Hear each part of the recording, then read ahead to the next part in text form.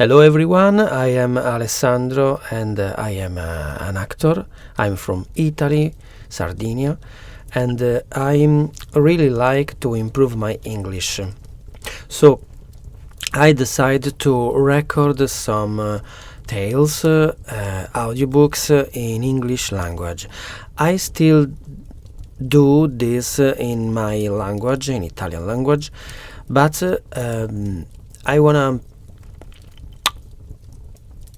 I want to grown up my skills. So if you are English or if you speak English better than me, and if you want to give me some correction and suggest, I'm here for you. Okay, let's begin with some tales from the Tales of Beedle the Bard by J.K. Rowling. Thank you for the listening.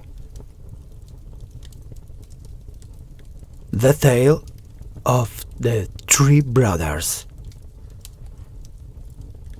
There were once three brothers who were traveling along a lonely, winding road at twilight. In time, the brothers reached a river too deep to wade through and too dangerous to swim across. However, these brothers were learning the magical arts, and so they simply waved their wands and made a bridge appear across the treacherous water. They were halfway across it when they found their path blocked by a hooded figure, and Death spoke to them. He was angry that he had been cheated out of 3 new victims, for travelers usually drown in the river. But Death was cunning. He pretended to congratulate the 3 brothers upon their magic, and said that each had earned a prize for having been clever enough to evade him. So the oldest brother, who was a combative man, asked for a wand more powerful than any in existence, a wand that must always win duels for its owner, a wand worthy of a wizard who had conquered death. So Death crossed to an elder tree on the banks of the river, fashioned the wand from a branch that hung there, and gave it to the oldest brother. Then the second brother, who was an arrogant man, decided that he wanted to humiliate Death still further, and asked for the power to recall others from death. So Death picked up a stone from the riverbank and gave it to the second brother, and told him that the stone would have the power to bring back the dead. And then Death asked the third and youngest brother what he would like. The youngest brother was the humblest, and also the wisest of the brothers, and he did not trust Death. So he asked for something that would enable him to go forth from that place without being followed by Death. And Death, most unwilling, handed over his own cloak of invisibility. Then Death stood aside and allowed the 3 brothers to continue on their way, and they did so, talking with wonder of the adventure they had had, and admiring Death's gifts. In due course the brothers separated, each for his own destination. The first brother travelled on for a week or more, and reaching a distant village, he sought out a fellow wizard with whom he had a quarrel. Naturally, with the elder one as his weapon, he could not fail to win the duel the following. Leaving his enemy dead upon the floor, the oldest brother proceeded to an inn, where he had boasted loudly of the powerful one he had snatched from Death himself, and of how it made him invincible. That very night, another wizard crept upon the oldest brother as he lay wine-sodden upon his bed. The thief took the wand, and for good measure slit the oldest brother's throat. And so Death took the first brother for his own. Meanwhile, the second brother journeyed to his own home, where he lived alone. Here he took out the stone that had the power to recall the dead, and turned it thrice in his hand. To his amazement and his delight, the figure of the girl he had once hoped to marry before her ultimately death appeared at once before him. Yet she was silent and cold, separated from him as though by a veil. Though she had returned to the mortal world, she did not truly belong there and suffered. Finally, the second brother, driven mad with hopeless longing, killed himself so as truly to join her. And so death took the second brother for his home. But though death searched for the third brother for many years, he was never able to find him. It was only when he had attained a great age that the youngest brother finally took off the cloak of invisibility and gave it to his son. And then he greeted death as an old friend and went with him gladly, and equals they departed this life.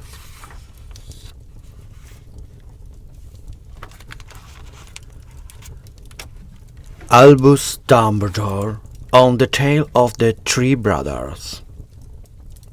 This story made a profound impression on me as a boy. I heard it first from my mother, and it soon became the tale I recounted more often than any other at bedtime.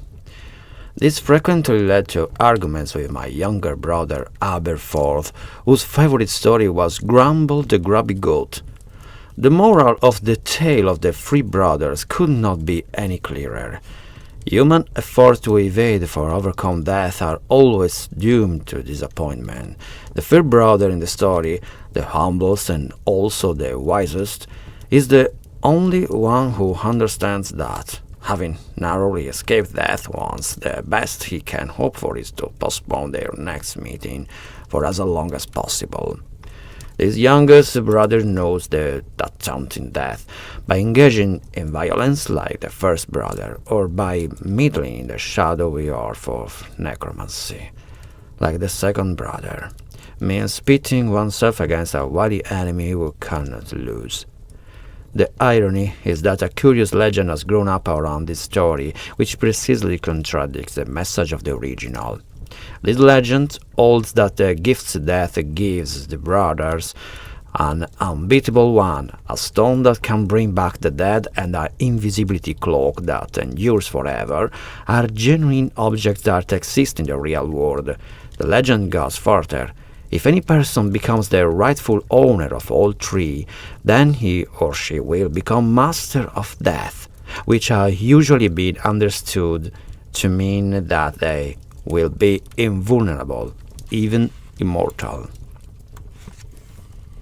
We may smile, a little sadly, at what this tells us about human nature.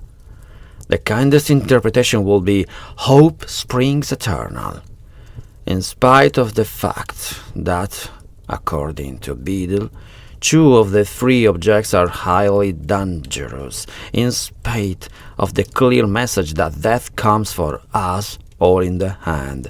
A tiny minority of the wizarding community persists in believing that Beedle was sending them a coded message, which is the exact reverse of the one set down in ink, and that they alone are clever enough to understand it.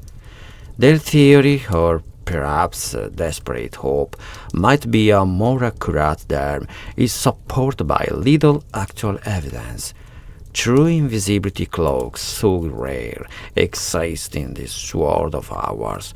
However, the story makes it clear that this cloak is of a uniquely durable nature. Through all the centuries that have intervened between Beedle's day and our own, nobody has ever claimed to have found that cloak. This is explained in a way by true believers too. Either the third brother's descendants do not know where their cloak came from, or they know and are determined to show their ancestor wisdom by not trumpeting the fact. Naturally enough, the stone has never been found either, As I have already noted in the commentary for Babbity Rabbity and their Crackling Stump, we remain incapable of raising the dead, and there is every reason to suppose that this will never happen. Vile substitutions have, of course, been attempted by dark wizards, who have created inferi, but these are ghastly puppets, not truly rewoken humans. What is more, Beedle's story is quite explicit about the fact that the second brother's lost love has not really returned from the dead. She has been sent by death to lure the second brother into death's clutches, and is therefore called remote, tantalizingly both present and absent. This leaves us with the wand, and here the obstinate believers in Beedle's hidden message have at least some historical evidence to back up their will claims. For it is the case, whether because they like it to glorify themselves or to intimidate possible attackers, or because they truly believed what they were saying, that wizards down the ages have claimed to possess a wand more powerful than the ordinary, even an unbeatable wand. Some of these wizards have gone so far as to claim that their wand is made of elder, like the one supposedly made by death. Such wands have been given many names, among them the Wand of Destiny and the Death Stick. It is hardly surprising that whole superstition have grown up around our wands, which are, after all, our most important magical tools and weapons. Certain wands, and therefore their owners, are supposed to be incompatible. When his wand's oak and hers is holy, then to marry will be folly. Or to denote flaws in the owner's character, rowan gossips, chestnut drones, ashy stubborn, hazelmoons. And sure enough, within this category of unproven say, we find Wand of Elder never prosper. Whether because of the fact that death makes the fictional wand out of Elder in Beedle's story, or because power-hungry or violent wizards have persistently claimed that their own wands are made of Elder, it is not a wood that is much favored among wand makers. The first well-documented mention of a wand made of elder that had particularly strong and dangerous power was owned by Emmerich, commonly called the Evil, a short-lived but especially aggressive wizard who terrorized the south of England in the early Middle Ages. He died as he had lived, in a ferocious duel with a wizard known as Egbert. What became of Egbert is unknown, although the life expectancy of medieval duelers was generally short. In the days before there was a Minister of Magic to regulate the use of dark magic, dueling was usually fatal. A full century later, another unpleasant character, this time named Godlord, advanced the study of dark magic by writing a collection of dangerous spells with the help of a wand he described in his notebook as "my most wicked and subtle friend, with body of hellhorn." Who knows ways of magic most evil? Magic most evil became the title of Godlord's masterwork. As can be seen, Godlord considered his wand to be a helpmate, almost an instructor. Those who are knowledgeable about wand lore will agree that wands do indeed absorb the expertise of those who use them, though this is unpredictable and imperfect business. One must consider all kinds of additional factors, such as the relationship between the wand and the user, to understand how well it's likely to perform with any particular individual. Nevertheless, a hypothetical wand that had passed through the hands of many dark wizards would be likely to have, at the very least, a marked affinity for the most dangerous kinds of magic. Most witches and wizards prefer a wand that has chosen them to any kind of second-hand wand, precisely because the latter is likely to have learned habits from its previous owner that might not be compatible with the new user's style of magic.